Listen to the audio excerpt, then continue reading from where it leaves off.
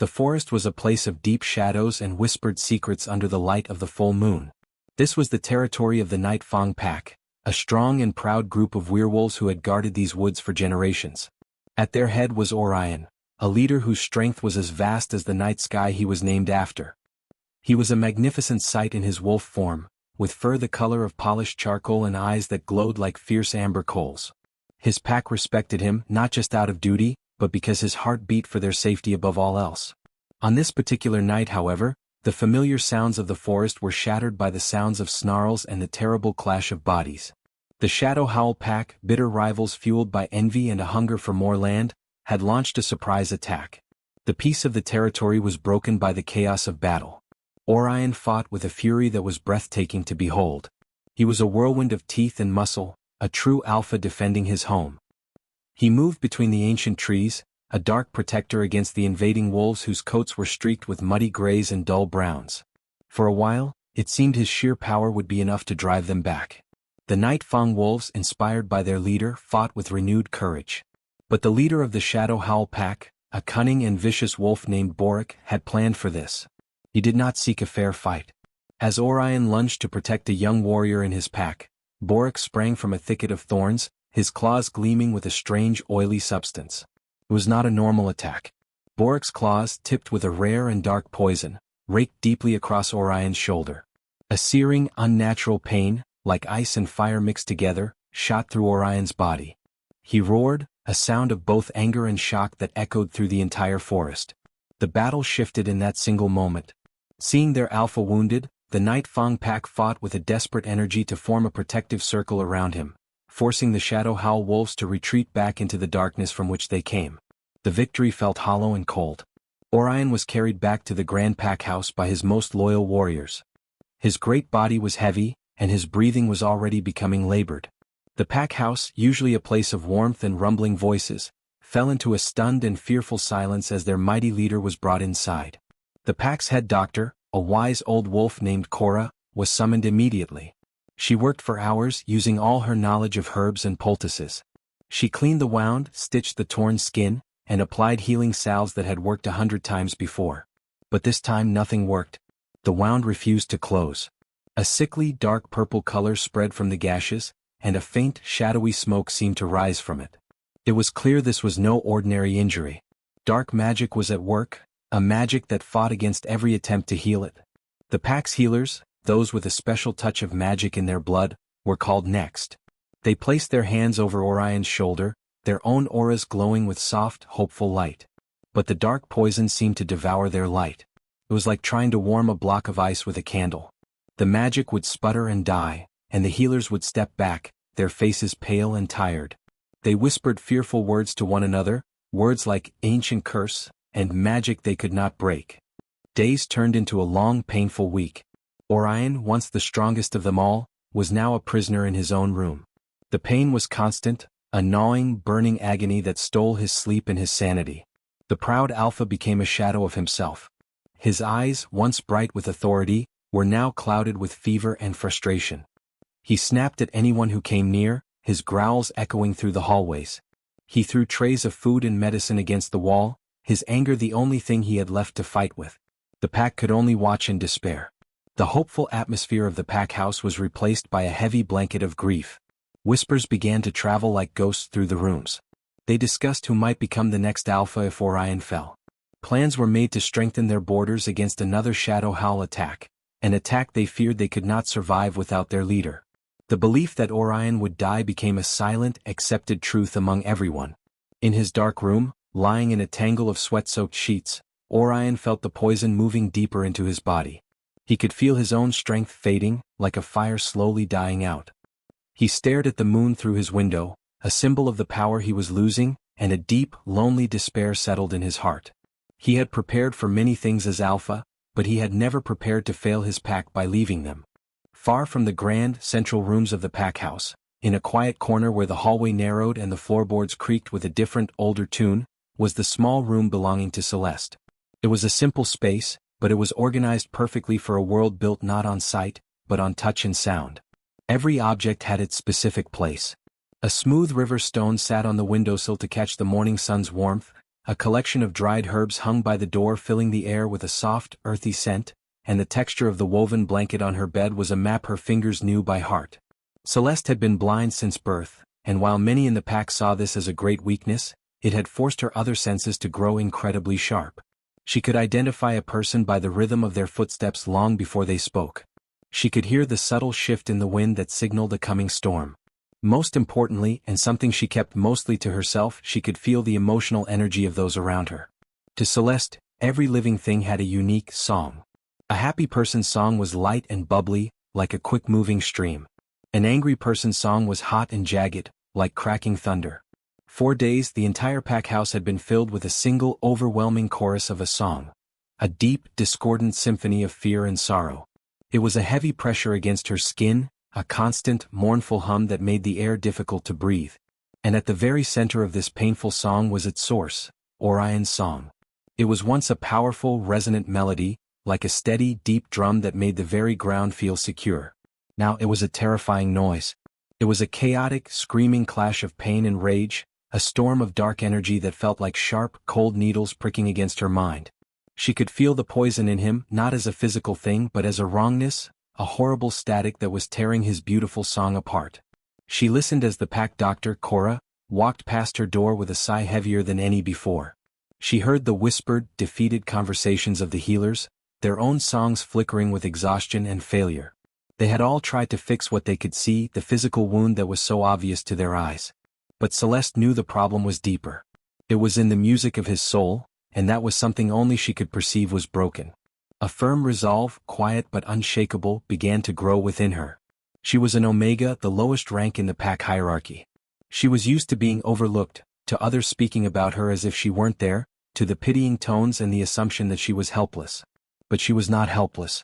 She knew her gift was real, and she knew if she did not at least try to use it, the greatest song in the pack would be silenced forever. The journey down the hallway to Orion's room felt much longer than it ever had. Her left hand trailed along the wooden wall, her fingers reading the familiar grooves and knots like a guide. As she got closer, the chaotic, pained energy radiating from his room grew so intense it was almost a physical wall. She could hear his ragged breathing, the low, pained growls that rumbled in his chest. She paused outside his heavy oak door, her own heart beating a nervous rhythm against her ribs. She took a deep, steadying breath, focusing on the calm, gentle melody of her own spirit, and pushed the door open. The room smelled of sickness, of bitter medicine and fever sweat. It was a stark contrast to the clean, herbal scent of her own space. Orion, who had been lying in a fitful half-sleep, instantly tensed. His head snapped up, his amber eyes, glassy with fever, searching the darkness. "Get out," he snarled, his voice a raw, gravelly thing that was barely recognizable. The command was meant to be fierce, but Celeste could hear the profound weakness laced within it. It was the growl of a wounded animal, all instinct and no true strength. She did not flinch. She did not turn and flee as others had. Instead, she took one small, silent step forward, then another. Her unseeing eyes were not focused on his face, but on the epicenter of the terrible, discordant noise that was screaming in her mind. She could feel the dark poison swirling around him, a vortex of agony. She took another step, her movements slow and predictable, giving him no reason to see her as a threat. She could feel his confusion mixing with his anger. He was not used to being disobeyed, especially not by someone he perceived as so fragile. "I said get out," he tried again, his voice cracking with the effort. Celeste finally stopped, still a few feet from his bed. She did not look at the frightening wound on his shoulder. She did not see the sweat on his brow or the anger in his eyes. She simply tilted her head, as if listening to a distant, beautiful piece of music that only she could hear. When she spoke, her voice was soft, but it cut through the noisy pain in the room with a strange, pure clarity.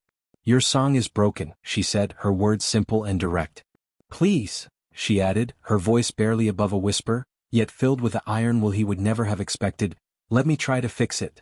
For a long, suspended moment, the only sound in the room was Orion's ragged, labored breathing. Her words, so simple and so strange, had cut through the fog of his pain in a way that shouts and demands never could. "Your song is broken." It was a concept so foreign to him, a warrior who understood the world in terms of strength and weakness, of visible wounds and tangible threats. He was prepared to fight, to snarl, to push away another attempt to touch the source of his agony. But he was not prepared for this quiet statement about a song he could not hear. His instinct was to refuse, to order her away once more, but the effort of sustaining his anger was too great. The poison was a cold fire in his veins, sapping his will along with his strength. A profound exhaustion washed over him, heavier than any sleep. His head fell back against the damp pillows and a single gruff sound, something between a sigh and a groan of surrender, escaped his lips. It was not an invitation, but it was no longer a refusal. It was permission. Celeste, sensing the subtle shift in the energy around him, the slight softening of his jagged song, moved forward. Her steps were not hesitant, but they were incredibly deliberate. She did not need to see to navigate. The chaotic, painful energy emanating from his shoulder was a beacon, pulling her forward. She reached the side of his large bed, the scent of sickness and despair strong here. She slowly knelt beside him, her movements fluid and calm, a direct contrast to the tense, pained stillness of his body. She did not immediately reach for the wounded shoulder. Instead, she simply held her hands a few inches above his arm, her palms facing down. She was listening, not with her ears, but with her very soul, to the discordant symphony of the dark magic. To her, it was not a wound but a terrible, tangled knot of icy threads, each one pulsing with a malicious energy that fought against the natural warm rhythm of his life force. Orion watched her through half-closed eyes, his breathing still shallow. He saw her unseeing eyes, focused on nothing and everything at once. He saw the deep concentration on her face, a soft frown of focus on her brow. He expected her to recoil from the sight of the injury, but her expression did not change because she was not seeing it. She was feeling it. Then finally she touched him. Her fingertips made contact with his skin, not on the wound itself but just beside it. Her touch was feather-light, a whisper against his fevered skin. It was so different from the clinical, pressing touches of the doctor or the strained, forceful energy of the healers. Her touch was simply present, a gentle exploration. A shiver ran through Orion's body, but it was not from pain. It was the first sensation he had felt in days that wasn't pure agony. Her hands were cool and soft, and as they slowly, carefully moved closer to the source of the corruption, he felt a strange thing happen. The constant, screaming pain seemed to quieten. Not vanish, but lower in volume, as if someone had turned down a horrible noise that had been blaring in his ears for a week. Celeste's entire world had narrowed to the space beneath her hands. In her mind she could see the knot of dark magic, a snarled, pulsing ball of shadow. She began to hum, a low, wordless melody that was the pure expression of her own gentle spirit, her own calm and ordered song. As she hummed, a soft, golden warmth began to bloom in her palms, a warmth that was the physical form of her healing intent. She did not attack the dark knot. She did not fight it. Instead, she began the patient, meticulous work of untangling it. Her energy, like the most delicate of needles, sought out the loose ends of the magic. She gently pulled on a thread of shadow, loosening it, feeling its resistance. The dark magic fought back, sending fresh waves of cold pain into Orion, and he tensed, a low growl rumbling in his chest. Celeste did not pull away. She simply adjusted her melody, pouring more of her warm, golden light into that specific spot, soothing the reaction, calming the chaos. It was an exhausting, painstaking process. Beads of sweat formed on her own forehead as she worked, her concentration absolute. She untangled one thread, then another, patiently unwinding the malice that had been woven into his flesh. With every thread she loosened, the shadowy smoke rising from the wound lessened. With every knot she undid, the angry purple color of the injury faded, slowly being replaced by the pink of new healthy flesh. The deep gashes themselves began to knit together from the inside out, the skin weaving itself back into a hole, leaving behind only the pale silver of a scar. Orion felt the change happening within him.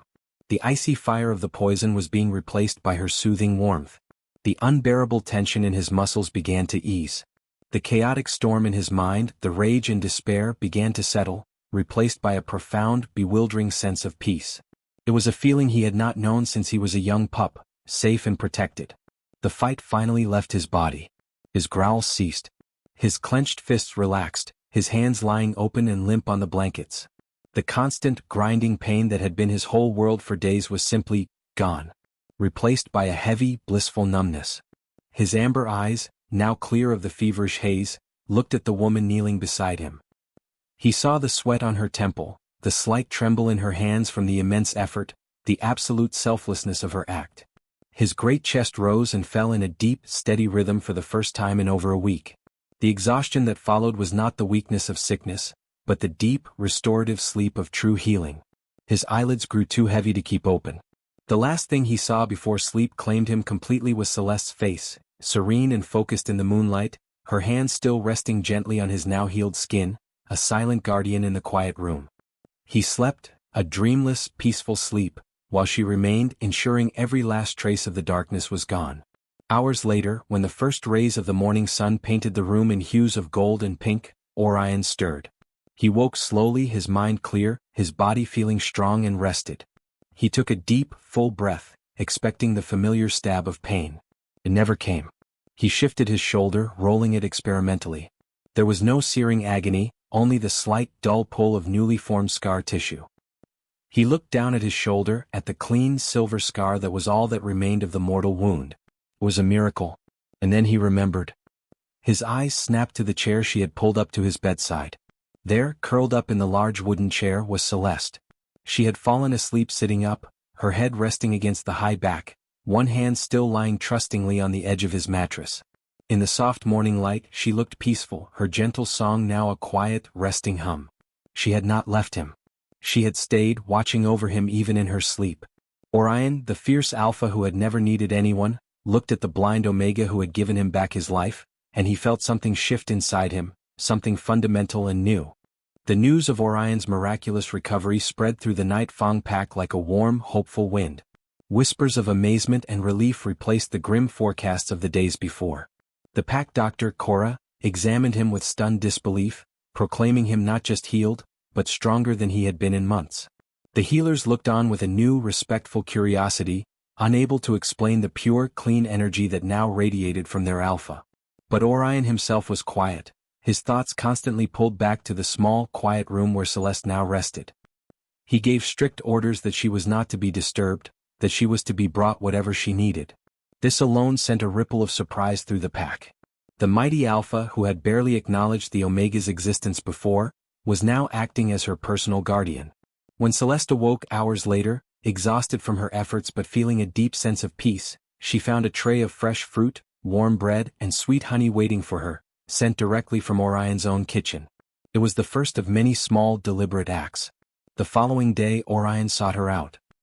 He found her in her usual spot in the sun-dappled garden behind the pack house, her face tilted up to feel the warmth on her skin.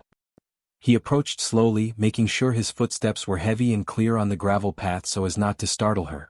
"Celeste," he said, his voice much softer than its usual commanding tone. She turned her head toward the sound of his voice, a small, gentle smile touching her lips. "Alpha," she replied respectfully. "Please," he said, sitting on a stone bench near her. "Call me Orion." This was a significant gesture, a lowering of the formal walls that had always stood between them. He began with simple questions, asking about her well-being, thanking her again for what she had done. But his curiosity was a living thing inside him. He wanted to understand her world. He pointed to the sky, a brilliant, cloudless blue. "What is the color blue like to you?" he asked, his voice earnest. Celeste considered this, her unseeing eyes seeming to look inward. "Blue is the feeling of the lake water on a hot day," she said softly. "It is the sound of a calm, deep silence just before the dawn. It is cool and peaceful." Orion was captivated. He had never thought of a color in such a way. He described the towering pine trees, their dark green needles against the light green of the new spring grass. "Green is the smell of the forest after the rain," she answered immediately. "It is the taste of the mint leaves I grow in my window. It is alive and growing." And so, their conversations began. They would talk for hours. He became her eyes, painting the world with words, describing the fiery blaze of a sunset, the way the snow blanketed the land in pure white, the mischievous glint in a young pup's eyes. In return she became his soul, teaching him to see the world through feeling. She described how she could tell a person's mood by the way their weight shifted on the floorboards, how she could feel a lie by a subtle change in the speaker's breath, how she could map the entire pack house by the unique scent that clung to each doorway, pine for the warriors, dried ink for the scribes, herbs for the healers. He started taking her on walks through the territories he loved so much. At first it was for her benefit, a way to give her fresh air and a change of scenery. But Orion soon found he was experiencing his own land anew. He would guide her, his large, calloused hand gently holding her slender arm, his voice a constant, low narration. "There is a large root here, 3 steps ahead," he would say, and she would step over it with perfect trust. "The path narrows here to your right." He was her protector, ensuring she never stumbled, that a low-hanging branch never touched her. But she was his guide into a world of finer details. She would stop him suddenly. "Listen," she would whisper. "The woodpecker is in the old oak tree. His rhythm is faster today. He is excited." Orion, who had passed that tree 1,000 times, would stop and truly listen, hearing the staccato beat for the first time not as background noise, but as a message. She would kneel and run her fingers through the soil. "The earth is thirsty here," she would comment. The rain did not reach this spot. Orion would look and see the slightly cracked dry ground, a detail he, with his perfect vision, had always missed. On one of these walks they found a small hidden meadow filled with wildflowers. Orion led her to the center and helped her sit. He began describing the explosion of colors, the yellow buttercups, the purple lupins, the red paintbrushes. Celeste smiled, her hands gently brushing over the petals near her. "They are all singing," she said, her voice full of wonder. "The yellow ones sing a bright, cheerful song. The purple ones sing a deeper, more mysterious melody. They are all talking to each other." Orion looked at the field, and for a moment, he felt he could almost hear it too, a silent, beautiful harmony he had been blind to his entire life. It was in this meadow, surrounded by the silent music of the flowers, that Orion looked at Celeste and truly saw her. Not as a blind Omega, not as a healer, but as Celeste. He saw the intelligence in her calm face, the strength in her gentle spirit, the incredible courage it took to navigate a dark world with such grace. He saw the way the sun caught the highlights in her hair, the way her lips curved when she was thinking, the absolute trust she placed in him with every step they took together. The warm feeling that had been growing in his chest since the night she healed him blossomed into something undeniable, something profound and powerful. He was not just grateful. He was not just protective. He, Orion the Alpha, was falling deeply, completely in love with her. The peace that had settled over the Night Fong pack was a fragile, precious thing. Orion's full strength had returned, and with it, a new light seemed to emanate from him. The pack noticed the change immediately. His commands were still firm, his presence still commanding, but the old, hard edge of constant vigilance had softened. He was often seen walking slowly through the grounds with Celeste, his head bent low to listen to her words, a quiet smile sometimes gracing his features. The pack watched this new dynamic with a mixture of curiosity and awe. They saw how their fierce alpha was gentle with her, how he ensured her path was always clear, how his eyes followed the sound of her voice in a crowded room. They began to understand that the blind Omega who had saved their leader was not someone to be pitied or overlooked, but someone to be respected. Celeste, in turn, began to bloom in this new environment. With Orion's quiet endorsement, others started to speak to her, to ask her opinion on small matters, to discover the sharp mind and kind heart that had been hidden in plain sight. She could sense the shifting songs of the pack members, their suspicions slowly turning to acceptance, their fear transforming into a tentative hope. This period of calm, however, was not destined to last. High in the mountains, the Shadow Howl pack, led by the bitter Borik, received the news of Orion's recovery with furious disbelief. Their secret weapon, the dark poison that was supposed to guarantee victory, had failed. Borik's pride was wounded, his plans in ruins. He decided that if magic would not kill the Alpha, then sheer, overwhelming force would. He would crush the Night Fong pack and claim their lands once and for all. He gathered his entire fighting force, and under the cover of a moonless night, they descended upon Orion's territory like a silent, deadly flood. The warning howls of the Night Fong sentries cut through the evening air, a sound of immediate alarm that shattered the tranquility. Within moments, the pack house was a whirlwind of organized chaos. Warriors shifted into their powerful wolf forms, their growls rumbling like thunder. Orion's transformation was swift and formidable. The magnificent charcoal-gray wolf with burning amber eyes stood at the front of his pack, a living symbol of their resistance. His strategic mind was already mapping the battle, his powerful body coiled and ready to defend his home. But as he prepared to lead the charge, a profound new instinct gripped him. His gaze snapped not toward the approaching enemy, but toward the entrance of the pack house, where Celeste stood, guided there by the sound of the gathering warriors. A protective ferocity, more intense than any he had ever felt, surged through him. He took a few powerful strides toward her, his large wolf form dwarfing her slender frame. He nudged her gently but insistently further back into the safety of the stone doorway. A low, rumbling growl vibrated in his chest, a sound that was not a threat to her but a promise. A promise that he would be her shield. Celeste, though her heart was pounding, reached out and buried her fingers in the thick, soft fur of his neck. She could feel the battle-ready tension in his muscles, but also the unwavering resolve in his spirit. "I am not afraid," she whispered, her voice steady. "Your song is strong and true. I will listen for your victory." Her words, her trust, solidified his purpose. With a final, lingering look, Orion turned and led his pack into the fray. The battle was fierce and loud. The sounds of snarls, yelps of pain, and the terrible clash of bodies filled the forest. Celeste remained in the relative safety of the doorway, her world defined by the terrifying symphony of conflict. Her hands were clenched into fists, her entire being focused on listening, on feeling for Orion's unique, powerful song amidst the chaos. She could hear it, a steady, resonant beat of strength and leadership, moving through the battle like a rock in a raging river. Then she felt it. A shift. A new, slinking song of malice and opportunity entered the edge of her perception. One of Borik's warriors, a cunning and cruel wolf, had broken away from the main fight. He had seen the Alpha's preoccupation with the human girl at the pack house and saw a chance to strike at Orion's heart. He moved like a shadow, circling around the chaotic battle, his sights set on the defenseless Celeste. He lunged from the dark tree line, jaws wide, aiming directly for her. Celeste heard the rush of movement, the snap of a twig, the intake of a foul-smelling breath. She froze, knowing she could not move fast enough to avoid the attack. But Orion, even in the midst of his own fight, was tuned to her frequency. He saw the movement from the corner of his eye, a blur of hostile motion heading straight for her. A roar of pure, unadulterated rage erupted from him, a sound so powerful it momentarily silenced the entire battlefield. He moved with a speed that defied belief, a dark bolt of protective fury. He crossed the clearing in a heartbeat, intercepting the attacking wolf just feet from Celeste. He collided with the enemy with the force of a falling star, his powerful jaws closing around the other wolf's throat, neutralizing the threat in one decisive, violent motion. He stood over the defeated wolf, his body positioned squarely between the battle and Celeste, his fur bristling, his teeth bared in a fearsome snarl. He was no longer just a warrior defending his pack. He was a mate defending his heart.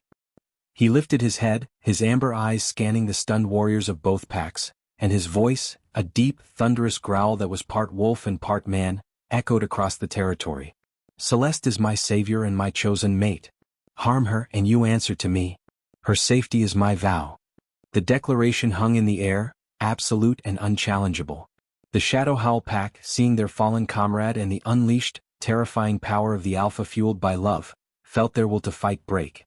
Borik, recognizing a force he could never defeat, signaled a retreat. The enemy wolves melted back into the forest, their tails between their legs. The Night Fang pack stood in victorious silence, and then one by one they lowered their heads in a gesture of deep respect, not just to their Alpha, but to the woman he protected, the woman who had given them back their leader and their future. In the quiet that followed, Orion shifted back to his human form. He walked to Celeste, who was still standing in the doorway, her hand over her heart. He did not care about the watching eyes of his pack. He cupped her face in his hands, his touch infinitely gentle. "You are my Luna," he whispered, his voice thick with emotion. "You are my heart. Will you rule by my side?" Celeste, her own heart full to bursting, placed her hand over his. She could feel the truth of his words in the steady, loving rhythm of his song, a song that was now perfectly in harmony with her own. "Always," she answered. The pack celebration that night was not just for a battle won, but for a new beginning. They had a leader whose strength was now tempered with profound love, and they had a Luna whose gentle wisdom and unique sight would guide them with compassion.